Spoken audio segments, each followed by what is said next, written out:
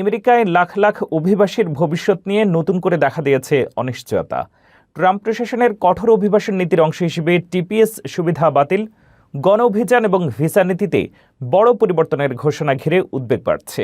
এসব সিদ্ধান্তে কারা সবচেয়ে বেশি প্রভাবিত হবেন, কী পরিবর্তন আসছে এবং প্রশাসনের এই পদক্ষেপের পেছনের যুক্তি কী, বিস্তারিত জানতে দেখুন পুরো প্রতিবেদন।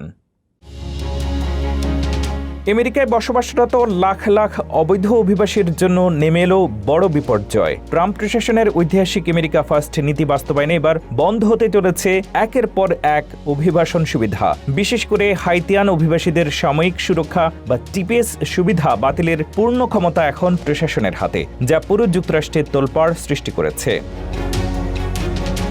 বাইডেন আমলের শিথিল অভিবাসন নীতিকে বুড়ো আঙ্গুল দেখিয়ে একের পর এক কঠোর সিদ্ধান্ত নিচ্ছে বর্তমান ট্রাম্প প্রশাসন। সুপ্রিম কোর্টের সবুজ সংকেত পাওয়ার পর অবৈধ অভিবাসন ও অনুপ্রবেশ ঠেকাতে ঐতিহাসিক 7টি বড় পদক্ষেপের ঘোষণা দেওয়া হয়েছে। এর মধ্যে রয়েছে গ্রিন কার্ডধারী অপরাধীদের দ্রুত বহিষ্কার, সীমান্ত প্রাচীর নির্মাণ কাজ পুনরায় শুরু করা এবং কুখ্যাত ক্যাচ অ্যান্ড রিলিজ নীতির স্থায়ীভাবে বন্ধ করা।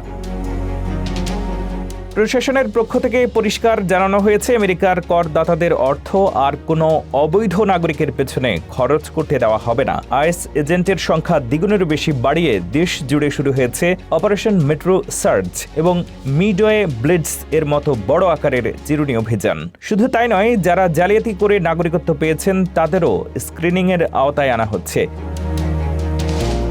স্টুডেন্ট ভিসা ও H-1B ভিসার নিয়ম করা হয়েছে অত্যন্ত জটিল। সরকারের দাবি, এই কঠোর পদক্ষেপগুলো মার্কিন নাগরিকদের কর্মসংস্থান ও জাতীয় নিরাপত্তা নিশ্চিত করবে। তবে এই গণ ডিপোর্টেশন অভিযানের কারণে চরম আতঙ্কে দিন কাটাচ্ছেন লাখ লাখ প্রবাসী।